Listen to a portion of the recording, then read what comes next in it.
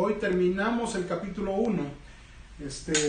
Vamos a tocar el último versículo, aunque el estudio ha tenido 3 etapas ya.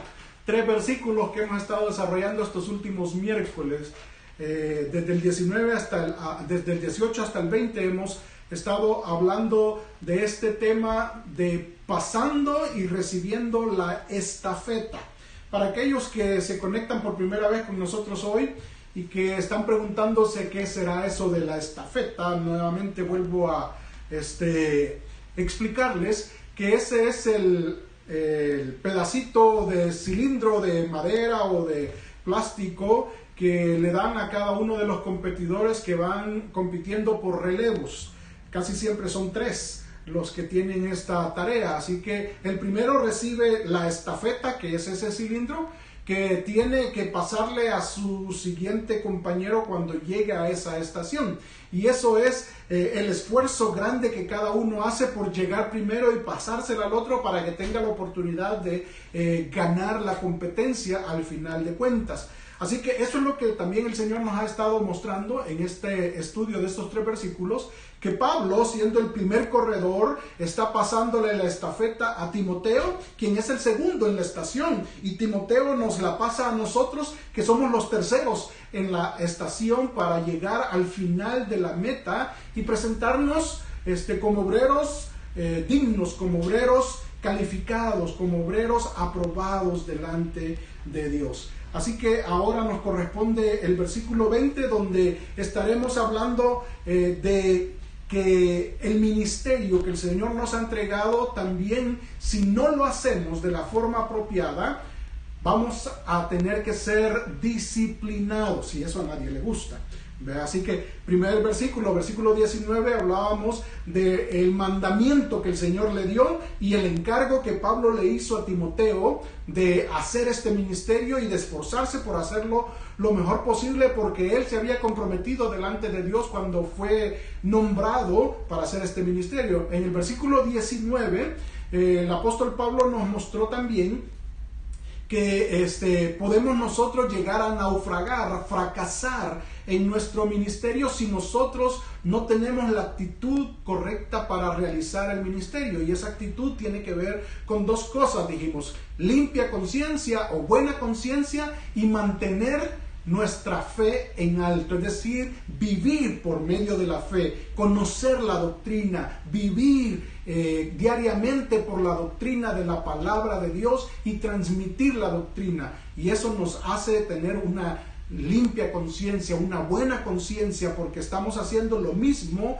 que predicamos. No solamente le enseñamos esto a la gente y nosotros vivimos diferente, sino que estamos viviendo acorde a lo que enseñamos de la palabra de Dios. Si no hacemos eso, si llegamos a naufragar, necesitamos ser disciplinados. Leo para ustedes la palabra del Señor, versículos 18 al 20, para tener todo el contexto de este pasaje. Dice la palabra del Señor: este mandamiento, hijo Timoteo, te encargo, para que conforme a las profecías que se hicieron antes en cuanto a ti, milites por ellas la buena milicia, manteniendo la fe y buena conciencia, desechando la cual naufragaron en cuanto a la fe algunos, de los cuales son Himeneo y Alejandro, a quienes entregué a Satanás para que aprendan a no blasfemar.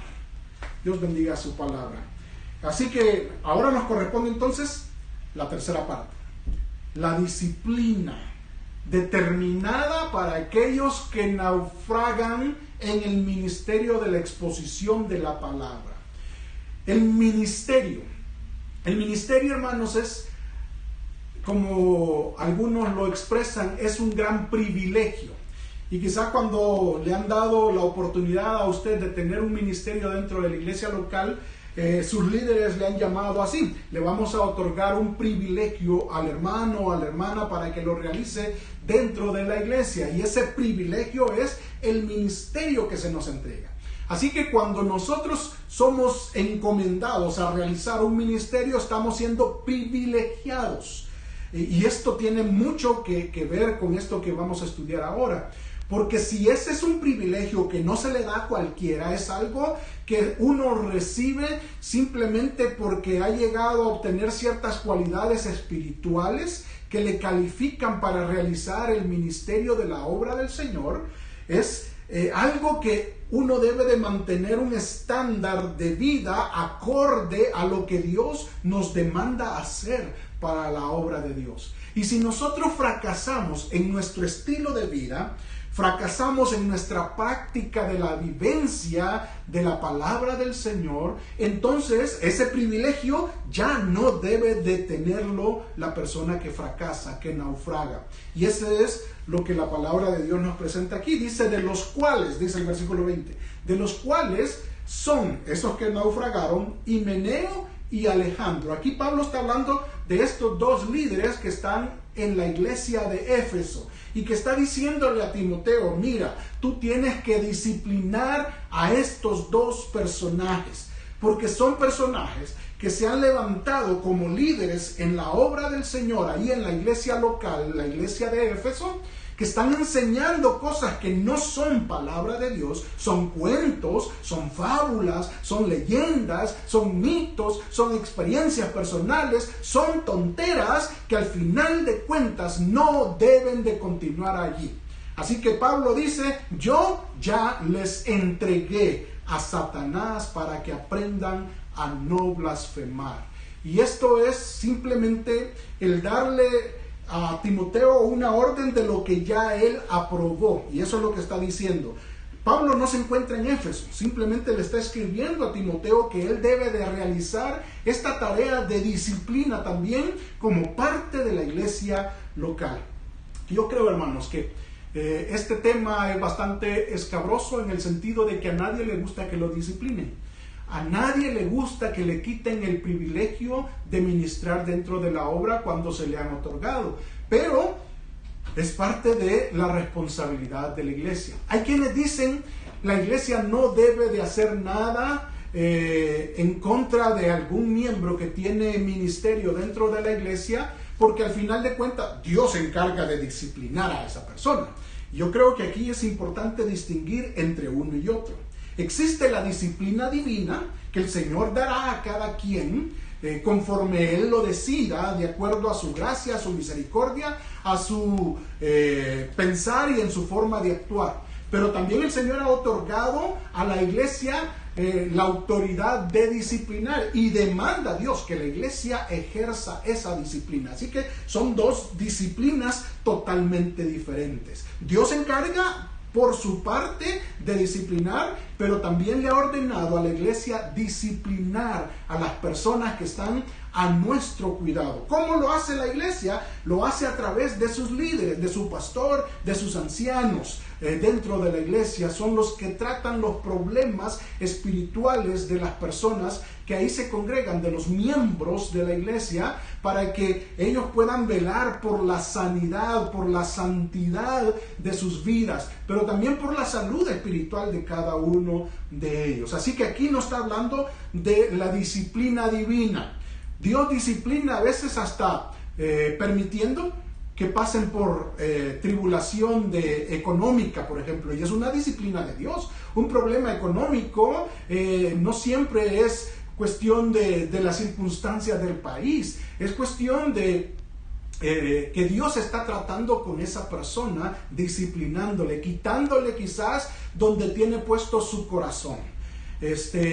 También Dios disciplina permitiendo que una persona se enferme y a veces esa enfermedad no es solamente una enfermedad pasajera, sino es una enfermedad crónica, una enfermedad aún hasta de muerte que el Señor permite, pero para disciplinar a alguien.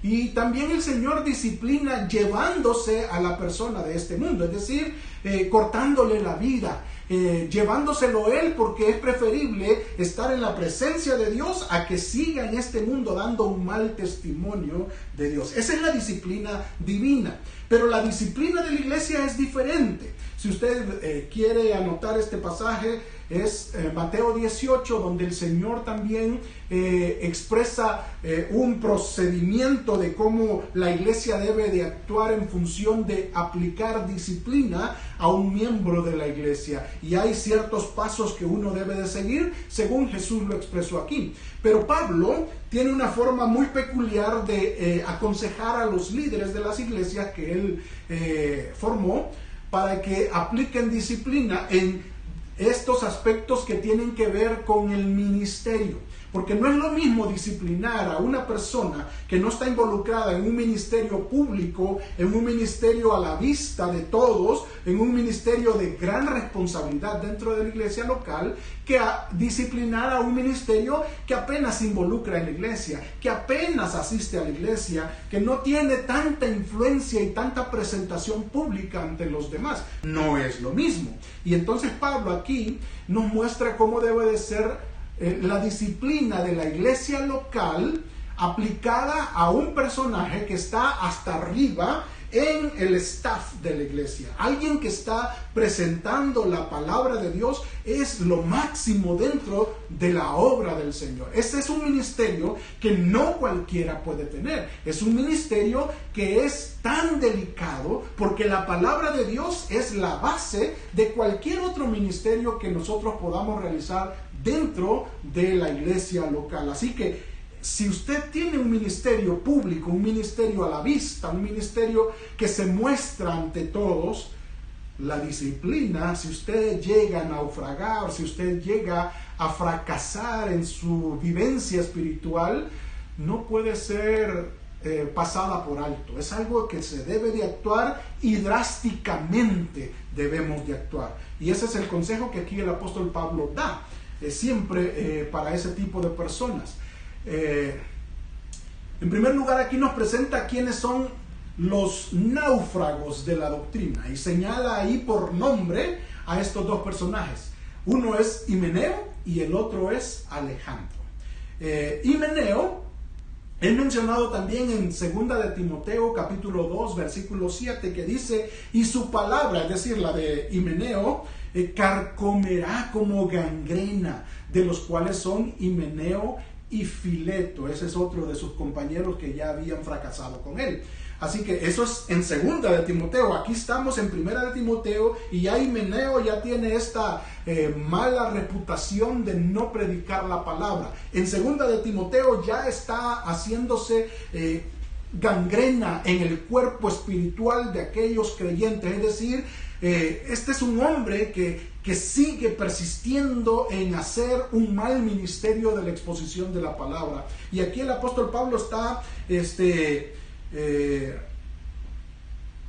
animando o dándole una precaución a Timoteo para que él también debe de cuidarse de Himeneo, porque Himeneo es una persona que siembra la mala semilla, siembra la discordia, siembra a través de la palabra supuestamente expuesta por él, siembra el odio, el rencor, siembra la división dentro de la congregación, y por eso entonces es mencionado en 2 de Timoteo. Este hombre entonces tiene una mala reputación de no enseñar palabra de Dios y más bien de carcomer el espíritu, la vida espiritual de las personas que le escuchan.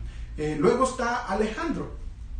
Alejandro es mencionado también en Hechos, capítulo 19, por ejemplo, versículos 33 al 34, son donde se le muestra a este personaje, Alejandro, ayudando a Pablo en la ciudad de Éfeso. Es un hombre que está allí en el Areópago y que la multitud está gritando y él pasa al frente tratando de apaciguar a la gente, diciéndoles que se callen para que Pablo pueda hablar, y la gente, al darse cuenta que Alejandro es judío, siguen gritando y gritando, alborotando al pueblo diciendo: Diana de los Efesios, viva Diana de los Efesios, arriba Diana de los Efesios, porque no querían dejarlo hablar. Alejandro es uno que está allí ayudando a Pablo en el ministerio.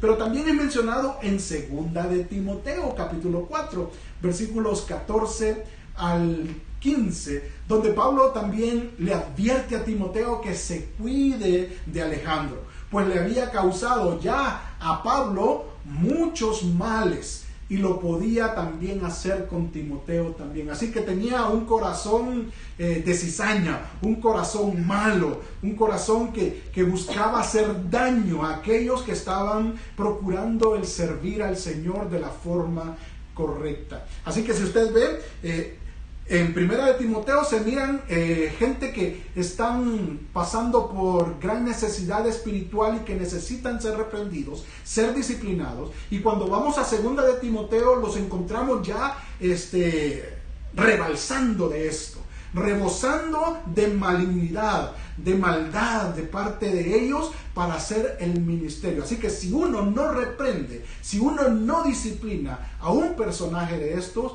va a llegar al punto en que va a perjudicar la vida de muchas personas a su alrededor. Por eso es que el apóstol Pablo está ahora recomendando a Timoteo y por medio de él a cada uno de nosotros a que no dejemos pasar este tipo de circunstancias. No nos hagamos los sordos, no nos hagamos los ciegos cuando una circunstancia de estas aparezca en nuestras congregaciones, hermanos. Necesitamos actuar y actuar de la forma correcta. No es de ir a pelear, no es de ir a discutir, pero sí necesitamos tomar acción, porque ese es un gran privilegio, el ministerio dentro de la obra del Señor, que no puede ser dado a cualquiera. Así que, en primer lugar, nos designa a los náufragos, Himeneo y Alejandro.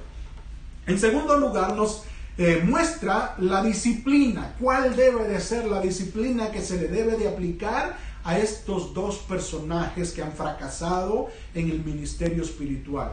Dice ahí la palabra de Dios en el versículo 20 que Él los ha entregado ya a Satanás. Y esa es la recomendación que le hace a Timoteo, que hay que entregarlos a Satanás.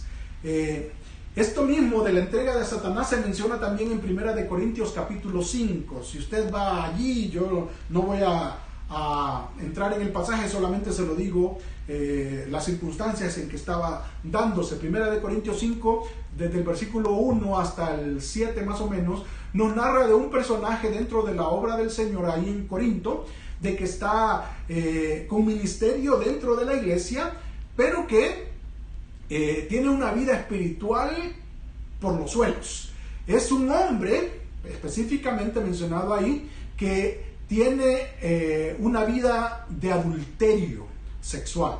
Está metido en relación sexual con la madrastra de él mismo, es decir, con la esposa de su papá. Está conviviendo sexualmente. Y Pablo ahí lo señala, no con nombre, pero sí dice que es un hombre que está viviendo en esa circunstancia y que no merece estar en el ministerio. Más bien, lo que se debe de hacer es entregarlo a Satanás para que por lo menos su alma, dice, pueda ser rescatada. Esa es la circunstancia narrada ahí. Y aquí nuevamente se vuelve a mencionar con respecto a Himeneo y Alejandro, en el sentido de que deben de ser entregados al Señor, a Satanás, para que por lo menos dejen de blasfemar. Así que el significado de esto es como el desconocerles como creyentes. Esa es la entrega a Satanás. Es como mirarles como cualquiera que no ha creído en Cristo. Y a partir de ese concepto de la entrega de Satanás como alguien que no tiene relación con Dios, no es que estamos diciendo ese no es salvo. Simplemente estamos designándole como alguien que se está comportando como que no conoce a Dios. Porque nosotros no conocemos los corazones. Así que no podemos decir eso no es.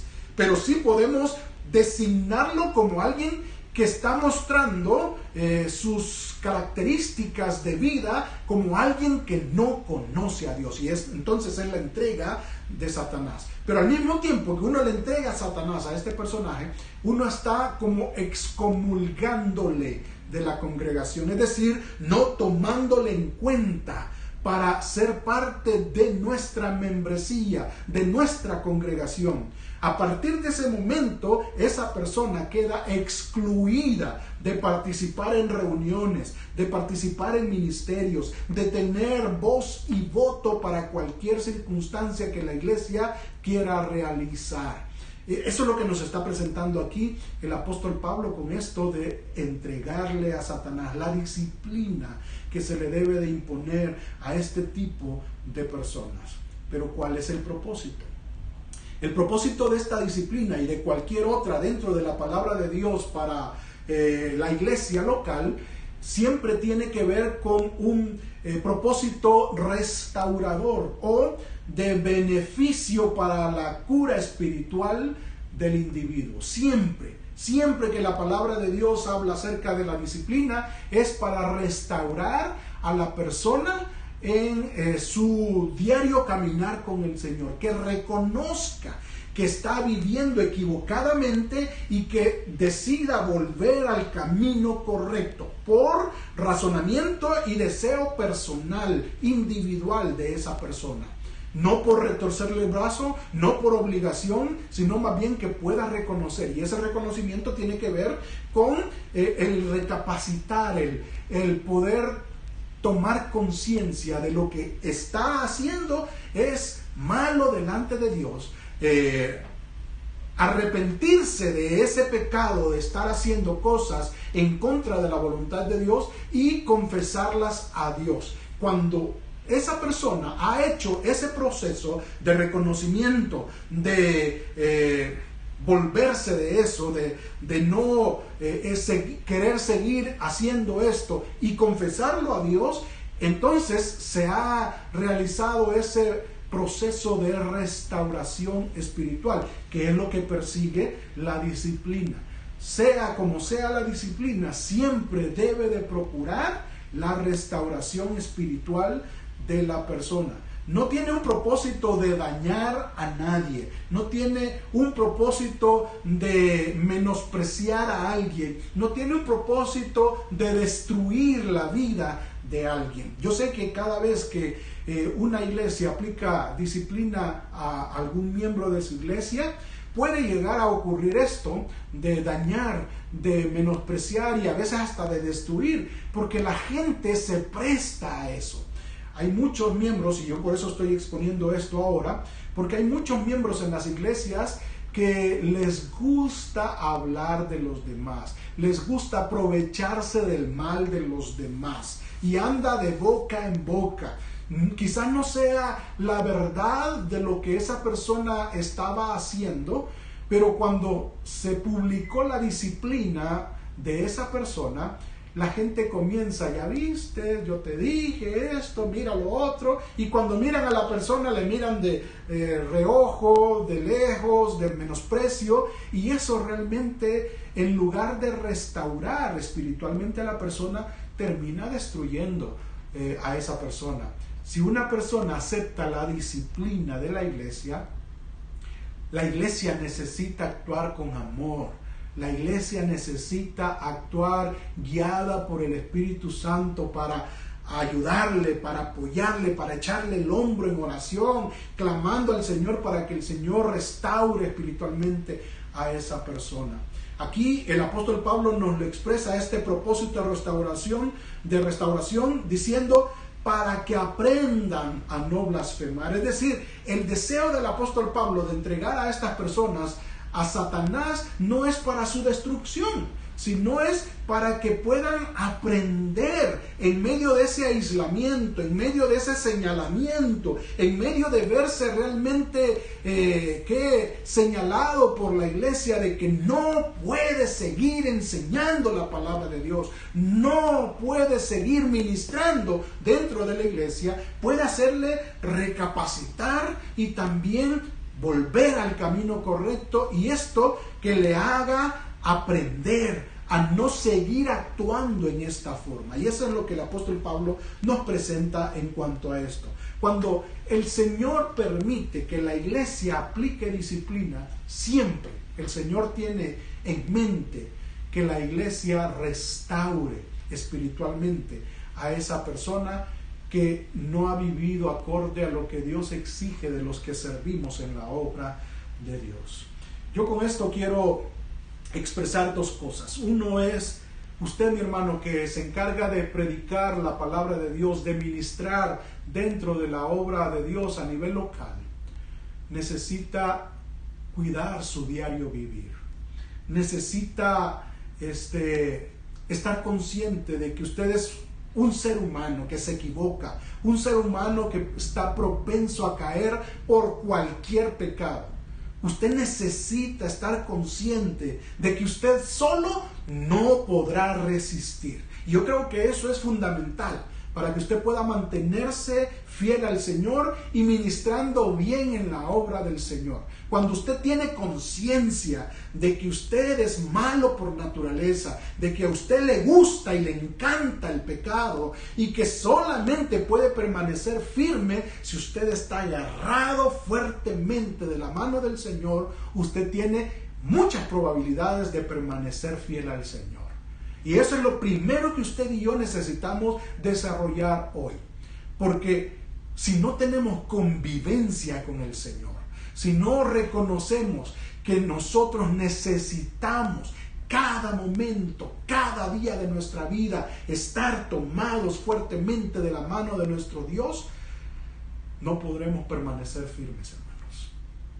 Así que si usted está viviendo la vida cristiana a la deriva porque usted no tiene tiempo para dedicarle al Señor, para nutrir su vida espiritual con la palabra de Dios, meditando en ella constantemente, si usted no tiene tiempo para relacionarse con el Señor en oración diariamente, dedicándole un tiempo especial al Señor durante el día para hablar con Él, para presentarse delante de Él, para decirle: Señor, ayúdame en esta debilidad que tengo, ayúdame en esta situación difícil que estoy pasando, necesito permanecer firme, dame la fuerza, dame la sabiduría para salir adelante. Si usted no hace eso, usted no podrá mantenerse firme y puede llegar a naufragar como Himeneo y Alejandro. Así que, en primer lugar, usted necesita reconocer que usted está propenso a caer por cualquier pecado. Ninguno estamos exentos. Necesitamos la ayuda del Señor siempre. Pero también, en segundo lugar, yo creo, necesitamos también aprender a valorar el ministerio en la iglesia local, sea cual sea el ministerio, hermanos. Muchas personas han menospreciado los ministerios en la iglesia. Llámese como se llame el ministerio, porque viven una vida espiritual desagradable delante de Dios, desordenada delante de Dios. No tienen convivencia ni respaldo de Dios en su vida personal. Y por ahí inician los problemas. Saben decir muy bien la palabra, pero al final de cuentas no terminan viviendo lo mismo que predican. Y eso se nota.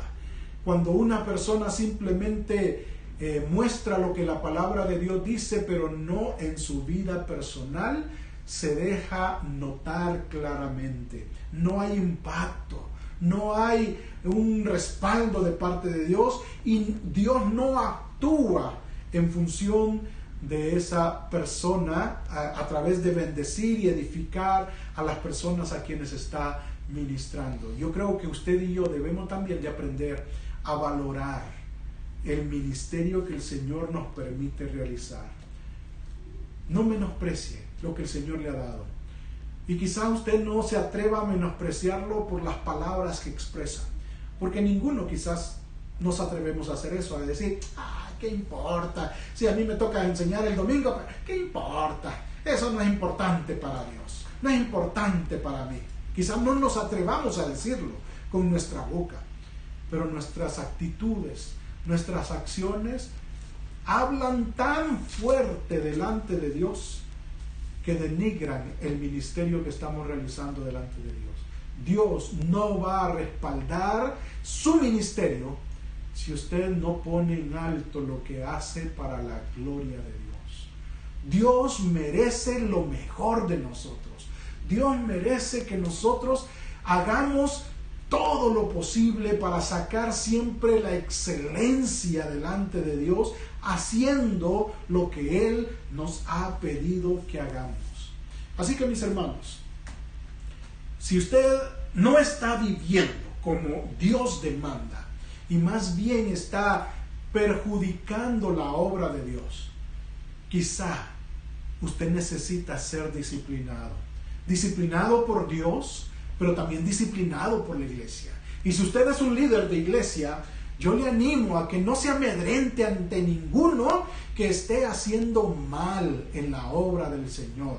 Dios nos ha dado esa autoridad, ese poder para poder poner en alto el nombre del Señor, disciplinando a alguien, cuidando la santidad de la iglesia, de la congregación, porque la gente está fijándose muy bien en cuáles son nuestras actitudes. Si estamos fracasando en esto, hermanos, necesitamos reaccionar ahora mismo, no dejar para más tarde esto. Necesitamos comenzar a vivir de acuerdo a lo que el Señor demanda de nosotros.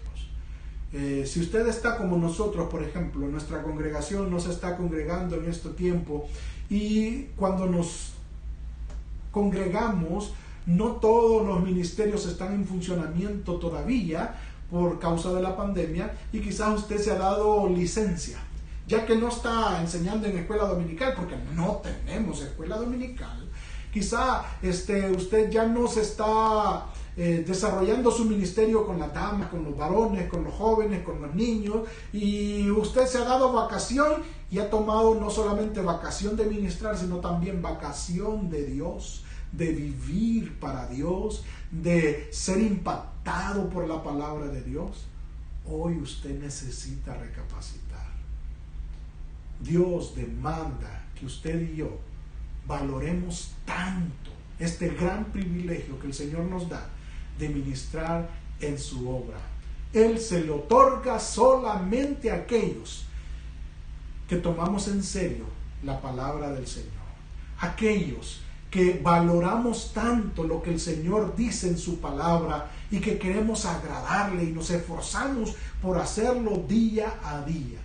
Así que, mi hermano, si usted se encuentra dentro de este camino de naufragio, de fracaso espiritual, ponga un alto a esto, dé la vuelta, confiéselo al Señor, arrepiéntase de su pecado y viva para el Señor.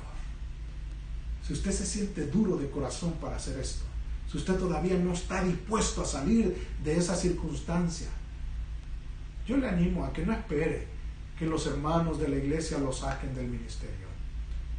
Agárrese usted solito de la mano y salga de ese ministerio. Déjelo, porque es más beneficioso para la obra de Dios. Que el Señor realmente nos ayude a valorar, a tener en alta estima la obra del Señor, porque esto es de gran aprecio delante de Dios. Y si usted y yo lo manoseamos de una forma menospreciativa, el Señor la tomará contra nosotros.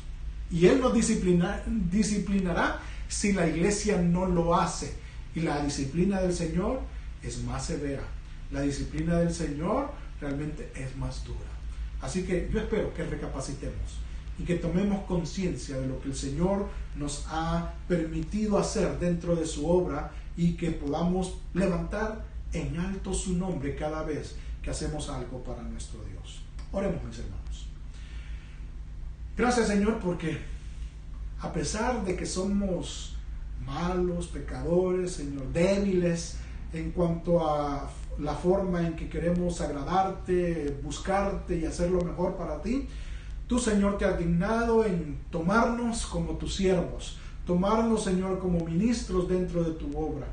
Pero, Señor, si nosotros dejamos de relacionarnos contigo, dejamos de tener en gran estima lo que tú nos permites desarrollar para ti, y comenzamos a vivir la vida como nosotros creemos mejor o como nos convenga mejor a nosotros, sin tomar en cuenta tu palabra, tú nos vas a disciplinar, Señor.